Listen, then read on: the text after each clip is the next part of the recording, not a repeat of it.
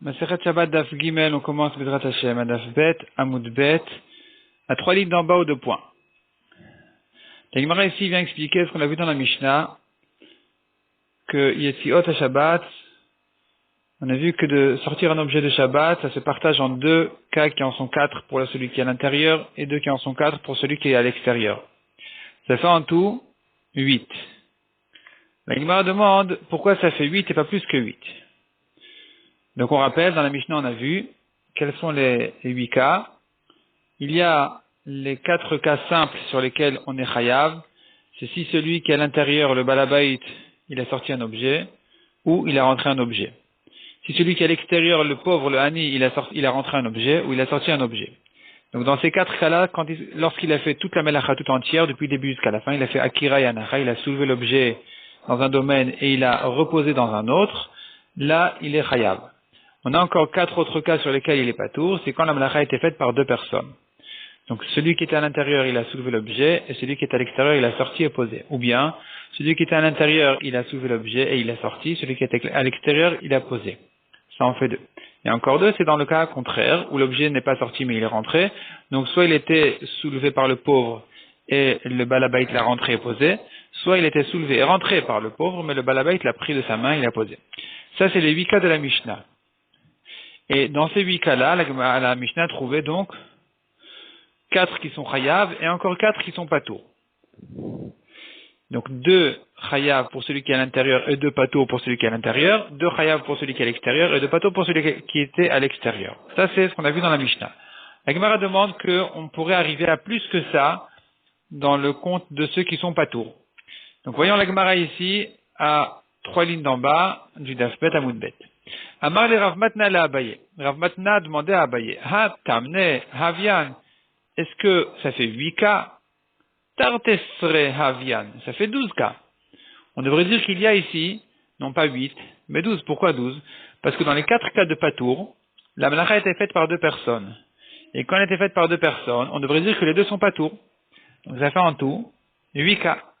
Comme on a dit, par exemple, le cas où le pauvre a soulevé et rentré, ou soulevé sans rentrer l'objet, et le balabait il a terminé la melacha en le prenant de sa main et en le posant. Donc ici on avait dit, on a compté ça donc pour 2 cas, et on devrait dire que ça fait déjà 4 cas. Il y a le pauvre qui est patour, et il n'avait pas le droit de le faire. Dans les 2 cas, aussi bien s'il a soulevé et rentré que s'il a soulevé sans le rentrer, et que c'est le balabait qui a pris sa main qui a posé. Et il y a le balabait aussi qui a 2 fois patour. Dans le cas où il a pris de la main du pauvre et qu'il a posé, il devrait être aussi, on devrait le compter aussi dans le cas du patour. Donc, lorsque l'objet est rentré de ces 2 façons-là, on a 4 pturim, et lorsque l'objet est sorti aussi pareil, de ces 2 façons-là, soit que le balabait l'a soulevé et sorti, soit qu'il a soulevé sans le sortir, mais le pauvre a pris de sa main, il l'a sorti, il a posé, eh bien, ça nous ferait encore 4 cas de patour, plutôt 2 cas pour 4 pturim, 2 pour le balabait et 2 pour le pauvre qui a terminé la melacha. Et donc, dans ce cas-là, si on a 4 pturim, ça fait en tout dans la Mishnah 8 cas. 4 où on est chayav, comme on a dit, c'est lorsque le pauvre a rentré ou sorti, il a fait toute la melacha. Et encore 2 autres, c'est quand le balabait il a rentré ou sorti, il a fait toute la melacha. Et encore 8, on n'est pas tout.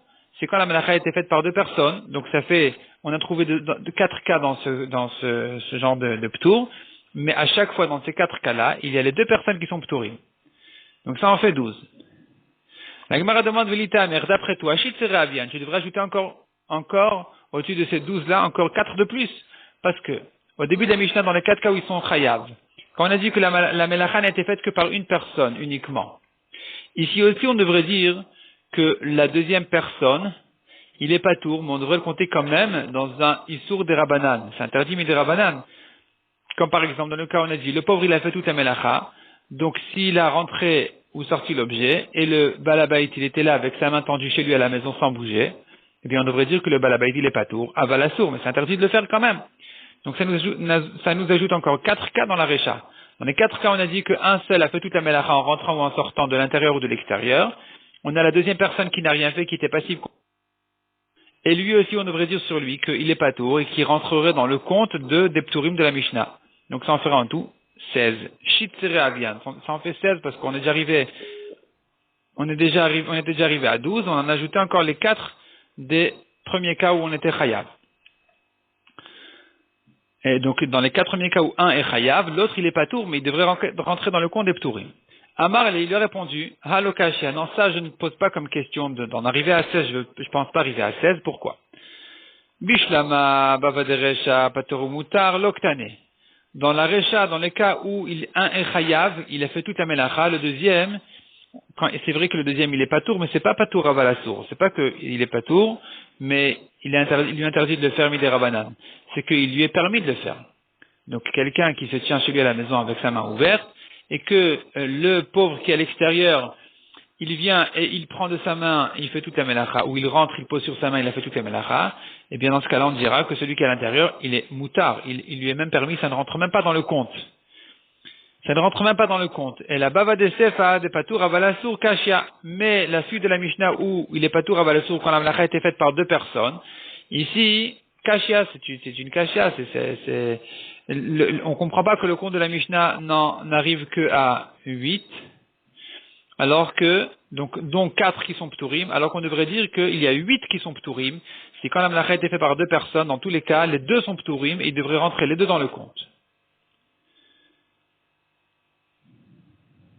La Gemara s'arrête sur le fait qu'on vient de voir que dans la Recha, quand un est chayav, il a fait toute la melacha, le deuxième, il est patour ou moutar, il lui est permis de le faire. La Gemara demande, mi'ika bekule Shabbat patour ou moutar, est-ce qu'il y a dans toute Masechet Shabbat un cas où on dit qu'il est patour, et qu'il est non seulement patour de korban, mais il lui est même permis de le faire? Ve'amar Shmuel, pourtant Shmuel a dit, kol ptouré de Shabbat, patour avalassour. À chaque fois qu'on voit dans les Mishnah de Shabbat, dans tous les cas de Shabbat, on voit que c'est écrit patour. Patour, ça veut dire patour avalassour. Il est patour de korban, mais c'est quand même interdit midé rabanan. Barman et là, à l'exception de ces 3 cas-là. Des patour ou moutar, où là-bas on dit que c'est patour et il lui est permis. Un cas c'est tzedat tzvi, donc il a tzedat tzvi, c'est-à-dire, là-bas l'histoire elle est que quelqu'un s'est mis, il y a un cerf qui est rentré dans la maison, et il y a quelqu'un qui est venu et qui a bloqué la sortie de la maison, il s'est assis là-bas. Lui, il est chayav. Il est chayav, mlechet tzad, il a attrapé le cerf. Un autre qui se tient à côté de lui, il n'a rien fait de mal. Même si le premier se lève et rentre dans la maison ou sort de la maison, et que maintenant le deuxième, sans bouger, il se trouve que il garde le cerf dans la maison, il est patour, mais pas que patour, moutard parce qu'il n'a rien fait de mal. Et là-bas, donc, c'est un exemple où il est patour ou moutard. Deuxième cas, c'est vetedat nachash. Celui qui a attrapé un serpent aussi, patour ou moutard. Il a le droit. C'est dangereux, il a le droit de le faire. Troisième cas, c'est ma fils moursa. Ma fils moursa, celui qui qui a une blessure et qui presse, appuie dessus pour faire sortir le pus. Là aussi, c'est patour, on dira que c'est patour ou moutard. Il a le droit de le faire Shabbat selon certaines conditions. Et donc, on n'a que 3 cas où on dira patour ou moutard, mais sinon tous les autres patours de Masechet Shabbat, c'est patour avalassour. Donc quand on a dit dans la Recha de la Mishnah, on a dit que quand un fait toute la melacha entière, le balabait ou le hani, le pauvre, et que, alors on a dit lui il est chayav et l'autre il est patour, celui qui a rien fait. Patour avalassour, ça veut dire. Donc c'est interdit, ne me dis pas que c'est patour ou moutard. Répond la Gemara. Est-ce que Shmuel a eu besoin de dire que c'est patour ou moutard, ptouré des kavid maasé? C'est que dans les cas où on a dit qu'il est patour alors qu'il a fait un maasé, il a fait quelque chose. Ptouré de lo kavid maasé, mais dans le cas où on dit qu'il est patour alors qu'il n'a rien fait du tout, ikatuva. Là-bas, effectivement, il y a plus de cas où on dit qu'il est patour alors que c'est plus que patour. C'est pas qu'il est patour de korban, c'est qu'il lui est permis de le faire. Et donc, les premiers cas où un fait la melacha tout entière et que le deuxième n'a rien fait du tout, dans ce cas-là, on dira patour ou moutard, ça ne rentre même pas dans le compte de la Mishnah qui a trouvé qui voulait dire des cas de patour à Valassour. Mais finalement, demande à Gemara, Mikol Makom, Tartesre Avian. Finalement, on en a quand même 12, il nous en reste quand même 12. On a les 4 cas où un fait toute la melacha, lui est chayav, l'autre on le compte même pas. Il y a 4 cas où les 2 ont été associés dans la melacha. Dans ces 4 cas-là, les 2 sont patour à Valassour. On devrait compter donc 8 pturim. Répond la Gemara. Ptouré de atibol ide chiyuv chatat kachashiv. Un ptour qui risque d'en arriver à un chiyuv chatat, c'est ça ce que la Mishnah a compté. quelqu'un qui a commencé la melacha, il a fait la akira, il a soulevé l'objet sans terminer, parce que c'est l'autre qui a terminé la melacha, c'est l'autre qui a pris de sa main qui a terminé, qui l'a posé de l'autre côté dans le domaine. Là, il est vrai que les deux sont pturim, et peut-être qu'il est même interdit aux deux de le faire, mais on ne compte dans la Mishnah que le premier qui lui risque de terminer la melacha. Et c'est que lui qu'on a compté. Donc finalement, il nous en reste que 4. Que 4 pturim, qui sont le pauvre qui a soulevé et sorti, le pauvre qui a soulevé sans sortir, et finalement c'est, dans les deux cas, le balabait qui a reposé de l'autre côté.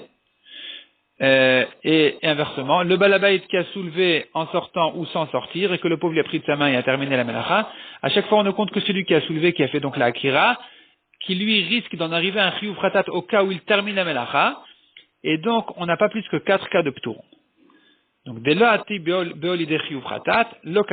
cas où il ne peut pas en arriver à un chiyuv fratat, parce qu'il n'a que terminé la melacha, alors on ne le compte pas dans la Mishnah.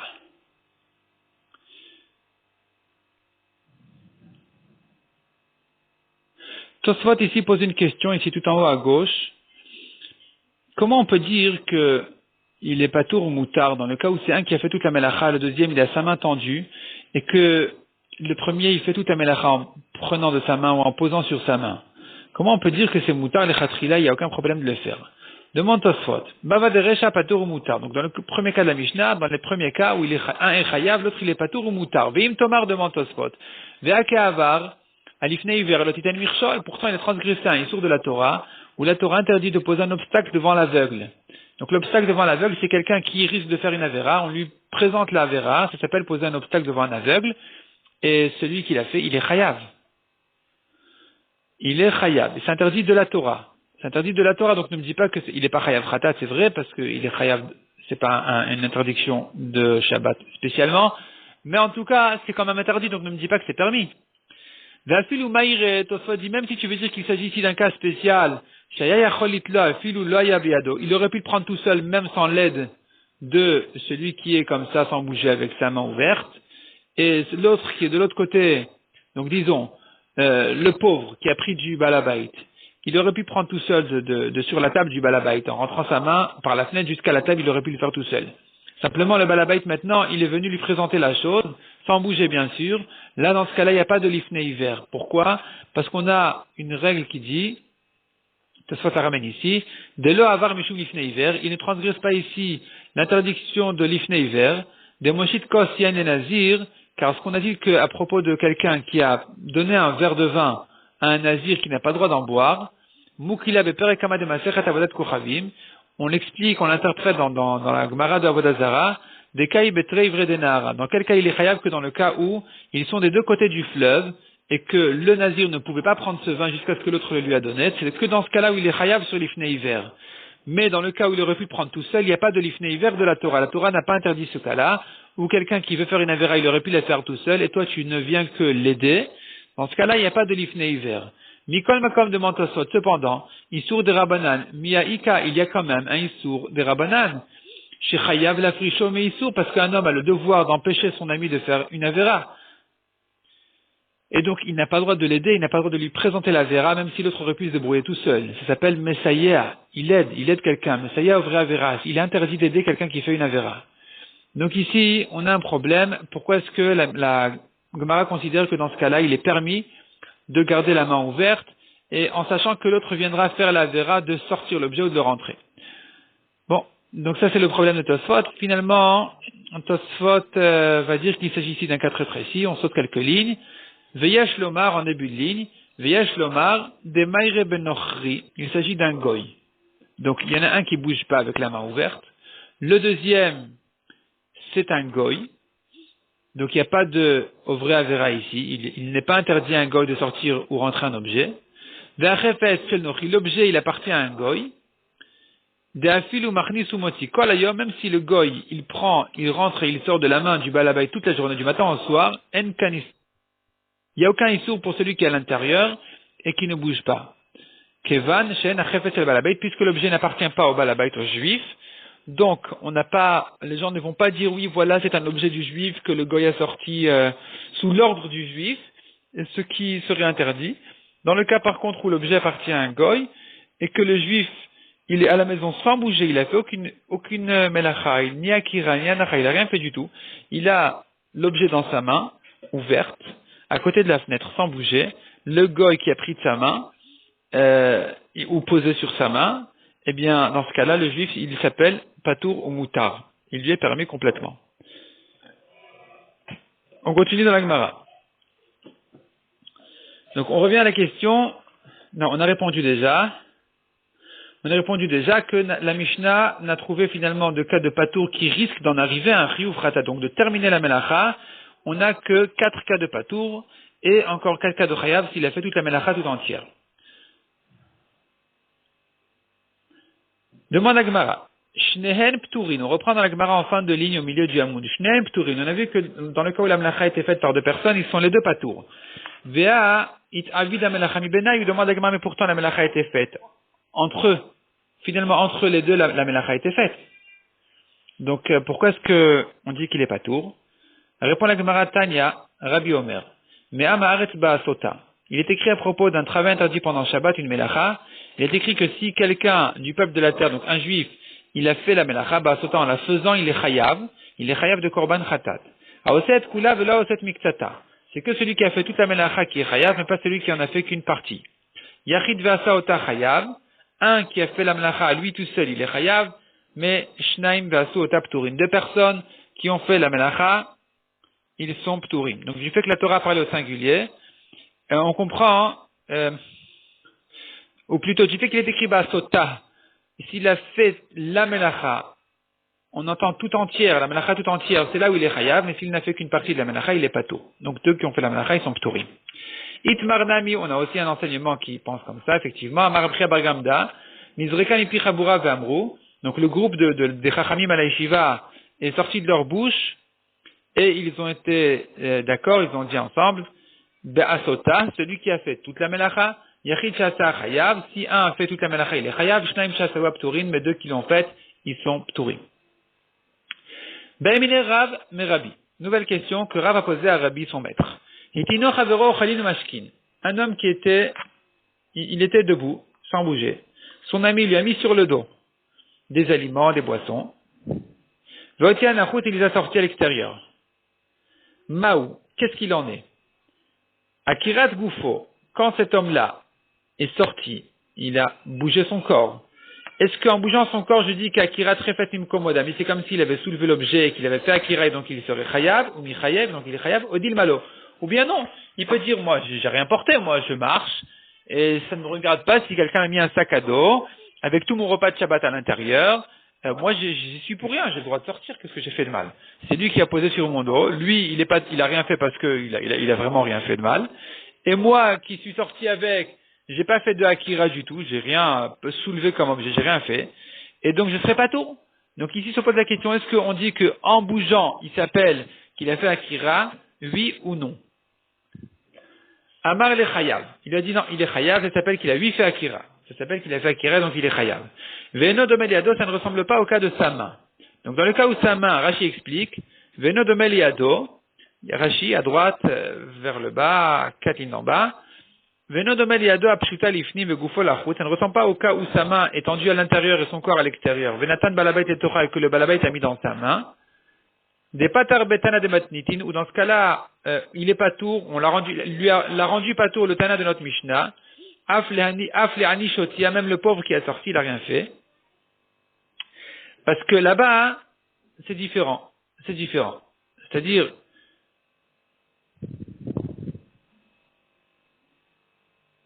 dans le cas où la melacha a été faite par 2 personnes, on a vu que si le balabait a mis dans la main du pauvre et que le pauvre a ressorti de la main du balabait, dans ce cas-là, on a dit que ils sont les 2 pturim. Mais dans le cas où ça a été posé sur son dos et que maintenant lui il a commencé à marcher, il serait chayav. Pourquoi cette différence?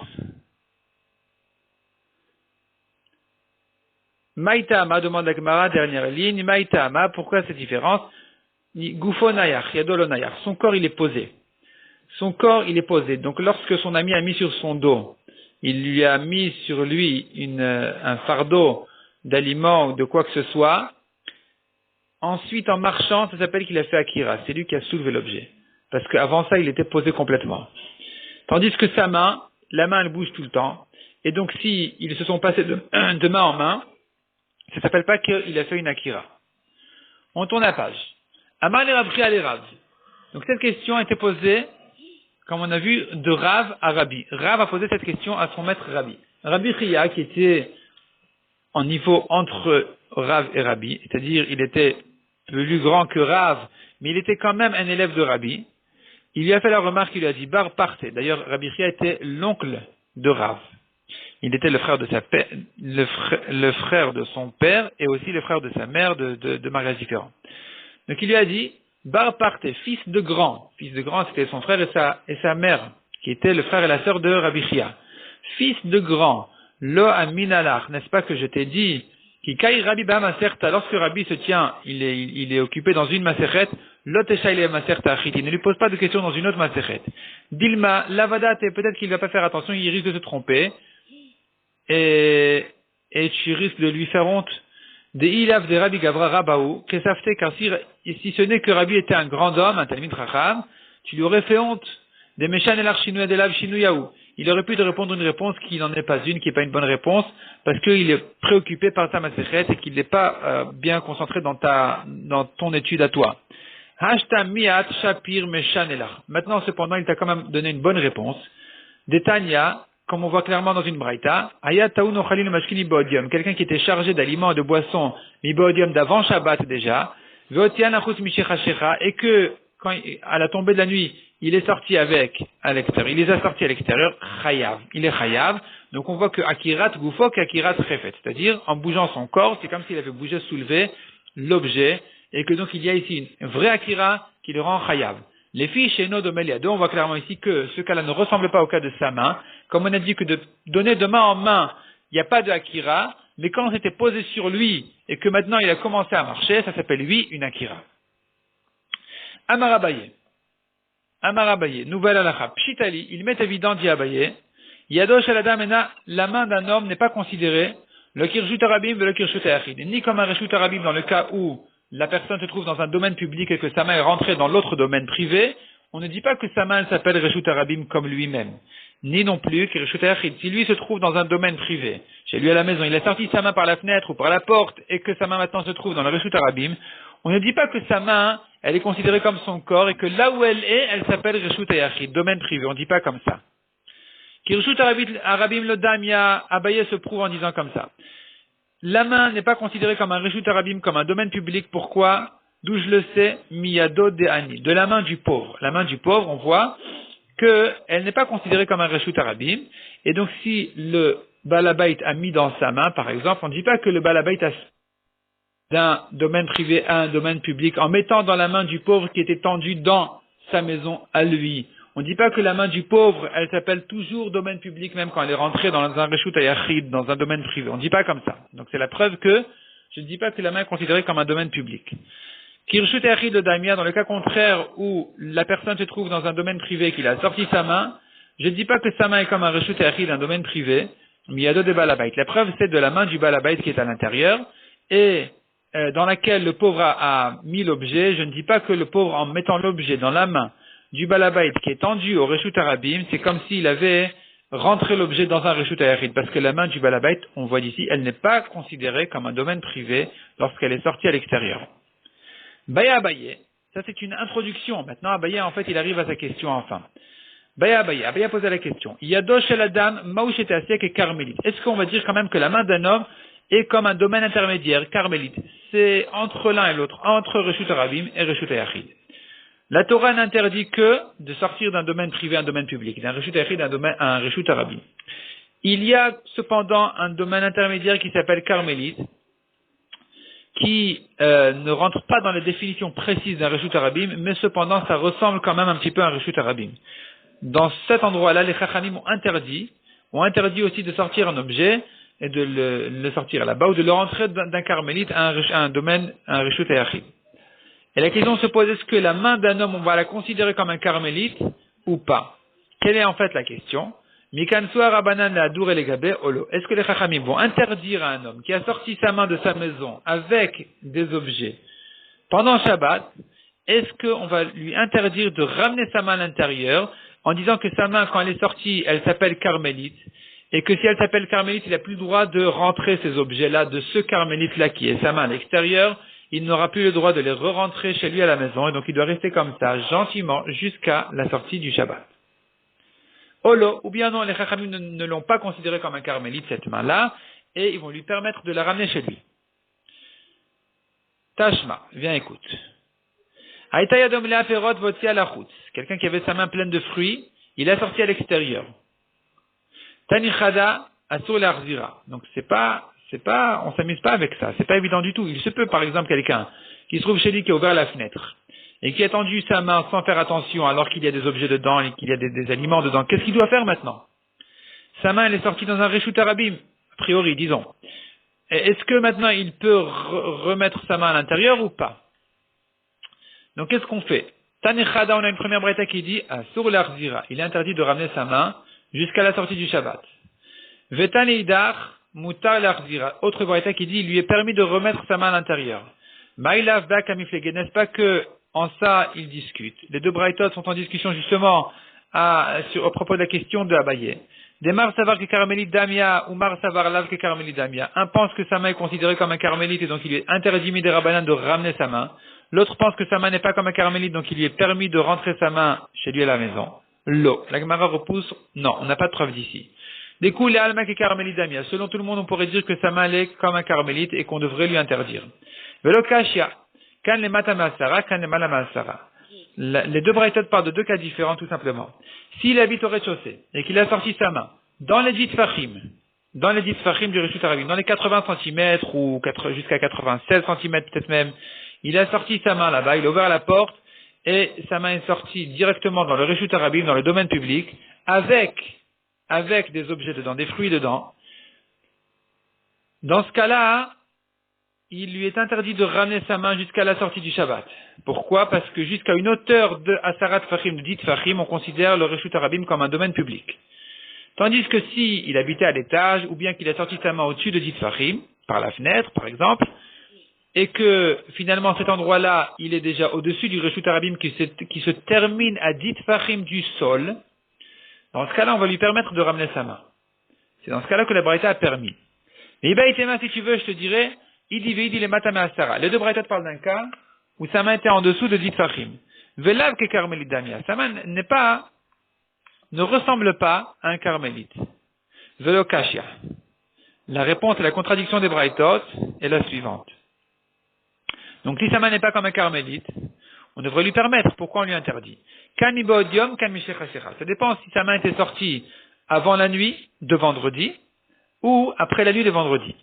Mibodium lo kan soir rabanan. S'il a sorti sa main vendredi avant Shabbat et que entre temps avec sa main dehors et le soleil s'est couché et que donc maintenant il est déjà rentré dans Shabbat, les Chachamim ne lui ont pas interdit de ramener sa main parce que finalement il n'a pas fait une avéra en la sortant. Mishechashecha kan soir rabanan. Mais s'il a sorti sa main alors qu'il faisait déjà nuit, dans ce cas-là les Chachamim lui ont interdit, lui ont fait un knas, une amende de lui interdire de ramener sa main. Et donc, il n'a qu'à rester comme ça que 24 heures, 25 heures jusqu'à la sortie du Shabbat. La Gemara demande Adraba, Ipra Mistabra. Au contraire, il semblerait dire le contraire. On devrait dire le contraire. Ibodium, s'il a sorti sa main avant la nuit, avant l'entrée du Shabbat, des shadilés, que même si vraiment il craque cet homme-là, il n'en peut plus, et qu'il jette l'objet dans le reshut arabim. Lo at l'idée chiyuv khatat. Il ne va pas en arriver à un chiyuv khatat. Parce que cette melacha n'a pas été faite entièrement pendant Shabbat, puisqu'il a sorti l'objet avant Shabbat, donc il a fait la akira, et il l'aura posé pendant Shabbat. Dans ce cas-là, il n'est pas chayav, il n'a pas fait une melacha entière pendant Shabbat. Dans ce cas-là, les Knessoa Rabbanan et Chachamim peuvent lui interdire, lui faire une amende, ne pas ramener sa main, parce que maximum, même s'il va craquer, qu'il va lâcher l'objet, il n'en arrivera pas à une melacha de la Torah. Tandis que Mishechashecha, s'il a sorti sa main en plein Shabbat, il a sorti sa main déjà. Après que le soleil s'est couché vendredi soir, il a sorti sa main en plein Shabbat, des shadilés, et que là, s'il va lâcher l'objet, atib behol ide chiyuv khatat, il va en arriver à un chiyuv khatat parce qu'il se trouve qu'il aura fait et la akira et la anacha pendant Shabbat, donc il sera chayav khatat, lolik nesua rabanan. Les chachamim ne peuvent pas lui faire une amende pareille qui risque en fait de lui coûter bemezid même sa vie. Beshogel qui va lui coûter une interdiction de la Torah. Donc on devrait lui dire, ramène ta main à l'intérieur de manière à ce que tu ne risques pas, chas v'shalom, d'en arriver à une melacha complète. Mais on n'a pas répondu comme ça. On a dit le contraire. On a dit, s'il a sorti sa main avant Shabbat, il ne peut pas la ramener. Il peut la ramener. S'il a sorti sa main pendant Shabbat, il ne peut pas la ramener. Donc on ne craint pas qu'il risque d'en arriver à une melacha de la Torah. Du fait qu'on n'a pas répondu comme ça. Tifshot, tu devrais résoudre un doute, une question de Ravivi Barabaye. Débat Ravivi Barabaye. Ravivi Barabaye a posé la question suivante. Hidbik pat betanour, un homme qui a collé une pâte pour cuire du pain dans le four. Il a mis le pain dans le four. Maintenant, à l'époque, on collait le pain sur les parois du four à l'intérieur, et de cette manière, se passait la cuisson du pain. Les Chachamim avaient interdit à ce moment-là de décoller le pain du four, parce que c'était toute une chokhma de savoir le sortir. Et donc, les Chachamim l'avaient interdit. Et maintenant, on se pose la question. S'il va laisser le pain cuire pendant Shabbat, il se trouve qu'il aura fait une melacha entière. Il a cuit du pain pendant Shabbat. Si il veut l'enlever avant que ça cuise, il se trouve qu'il aura fait une interdiction de Chachamim. Alors, est-ce que les Chachamim vont lui permettre d'enlever le pain, oui ou non? C'est la question de Ravivi Barabaye. Est-ce qu'on va lui permettre d'enlever le pain avant que ça cuise et qu'il en arrive à un chiyuv khatat? Oh, ou non, les Chachamim ne lui ont pas permis. On interdit de décoller le pain des parois du four, c'est interdit. Et même au prix d'être hayav d'un korban khatat, parce que finalement il se trouvera que le pain était cuit totalement pendant Shabbat. Tifshot, de l'oïtiru, on devrait prouver de ce qu'on est en train de dire ici, que les Chachamim n'ont pas permis. Comme ici on a dit, tu as sorti ta main pendant Shabbat avec un objet, au Reshut Harabim, tu ne la re-rentres pas chez toi à la maison. Et donc on ne te permet pas, malgré que tu risques d'en arriver à un chiyuv khatat. Alors la Gemara dit effectivement, c'est vrai, il n'y a pas de problème, effectivement, on pourrait prouver d'ici qu'il est interdit, les Chachamim n'ont pas permis de transgresser un issour de Rabbanan, pour être sauvé d'un issour de Oraita. Donc effectivement, le pain il va cuire et il sera chayav khatat, et lui il n'a pas le droit de décoller le pain. Cet homme-là, il n'a pas le droit de re-rentrer sa main à l'intérieur, quitte à ce qu'il risque de jeter l'objet et d'en arriver à un deoraita, d'en arriver à un travail interdit de la Torah. Zeiba Itema répond la Gemara encore une autre réponse. Leolam lotifshot. Peut-être qu'on n'aurait pas de preuve d'ici en fait. Velo kashia. Kan beshogeg, kan bemezid. Ça dépend s'il a fait volontairement ou pas. Beshogeg, s'il a fait involontairement, il a sorti sa main involontairement, lokantu arabanan. Quelqu'un qui a commencé à faire un travail interdit beshogeg, sans savoir que c'est interdit, les Chachamim ne lui ont pas interdit de réparer ce qu'il a fait. On va pas lui dire d'en arriver à un deoraita. Donc s'il a sorti sa main par exemple pendant Shabbat, sans beshogeg, sans attention, sans savoir que c'est interdit, lui aura le droit de la ramener. De la même manière, quelqu'un qui a mis sa pâte au four, sans savoir que Shabbat est rentré déjà, ou sans savoir que c'est interdit, on va lui permettre d'enlever sa pâte. Mais Bemezit, il a fait exprès, il savait, il a fait volontairement, là les Chachamim lui ont fait le knas. Bemezit, il a Gemara Kansu Arabana, les Chachamim lui ont fait le knas, l'amende, et lui ont interdit de réparer ce qu'il a fait. Deibaitema, si tu veux, je dis, Idi Beshogeg, dans tous les cas il s'agit de Shogeg, donc il ne savait pas que c'était interdit. Veacha, Bekansu Shogeg Atu Mezid Kamifleke. Ici la discussion elle est à savoir, est-ce que les Chachamim, même dans un cas de Shogeg, ils lui ont fait l'amende de peur qu'il en arrive à un Mezid, oui ou non? C'est ça la discussion. Mar Savar, un pense Kansu Shogeg Atu Mezid, les Chachamim ont interdit, même dans un cas de Shogeg, de réparer sa faute, de peur qu'il risque de négliger même d'en arriver donc à un Mezid, à faire la melacha volontairement. Ou Mar Savar Lo Kansu Shogeg Atu Mezid. Et l'autre pense que non, les Chachamim n'ont pas interdit dans un cas de Shogeg, mais que dans un cas de Mezid. Ve Ibaitema Lolam Lo Kansu. Autre réponse, peut-être que en réalité les Chachamim n'ont pas interdit, n'ont pas fait d'amende dans un cas de Shogeg. Ils n'ont pas fait d'amende, donc il aura le droit de réparer sa faute. Il pourra ramener sa main. Il pourra décoller le pain. Velo kashia. Kan ota chatzer, kan chatzer acheret. Ça dépend où est-ce qu'il veut sortir l'objet maintenant? Donc il a sorti sa main. Il a sorti sa main, et maintenant, il veut ramener sa main. S'il la ramène dans la même cour, au même domaine privé, au même Reshut Yachid, duquel c'est sorti, il aura le droit. Parce que finalement, il a voulu gagner quelque chose, mais il n'a rien gagné. Il a voulu faire passer cet objet-là de chez lui à chez son voisin, disons, et en traversant le Reshut Arabim, et on lui a interdit, donc finalement, il aura le droit de ramener ses fruits à l'intérieur. Mais les Khatser Arkan et Khatser Acheret, dans un cas où il avait l'intention de l'amener chez son voisin, et que maintenant tu vas lui dire, oui, c'est bon, tu l'as déjà sorti au Reshut Arabim, alors vas-y, tu peux le lâcher dans dans une autre cour. Là, c'est interdit parce que finalement, il se trouve qu'il aura gagné. Il aura gagné quelque chose de son travail interdit, de sa melacha. Kedeba mine Rava me Rav Nachman. La Gemara ramène là-dessus la question que Rava a posée à Rav Nachman. Haïtaya domela perot votia la chutz. Quelqu'un qui avait la main pleine de fruits, il a sorti à l'extérieur, au Reshut Arabim, maoule achzira leota chatzir. Qu'est-ce qu'il en est de la ramener dans la même cour, dans le même domaine privé duquel c'est sorti? Amar le moutar, c'est permis. Les chatzir acheret maou pour faire passer les fruits dans une autre cour, amar le assour, ça c'était interdit. Ou maishna, c'est quoi la différence? Alors il lui a dit, lechit techul à la cour de milcha. Lorsque tu vas mesurer un cours, c'est une quantité de sel, tu auras la réponse. Rachid dit, c'était le bdichuta adarle. Il lui a répondu en plaisantant. Il lui a répondu, vas-y, va me mesurer du sel, me peser du sel, et tu auras la réponse. Peut-être que le sens de cette expression, c'est de dire, le sel donne du goût au plat, donc réfléchis un peu, tu vas trouver le sel qui va te répondre qui va te donner le goût, l'explication de la chose. Umaishna, atam, là-bas, n'a pas été accomplie sa pensée. S'il ramène les fruits au même endroit d'où c'est sorti, alors il n'a rien gagné. Donc c'est bon, il peut lui permettre. Mais ici, où il veut les sortir, où il les a posés dans une autre cour, alors il a gagné quelque chose, sa pensée s'est accomplie. Donc là, dans ce cas-là, on ne va pas lui permettre de le faire. Il sera obligé de ramener donc les fruits chez lui, à la maison.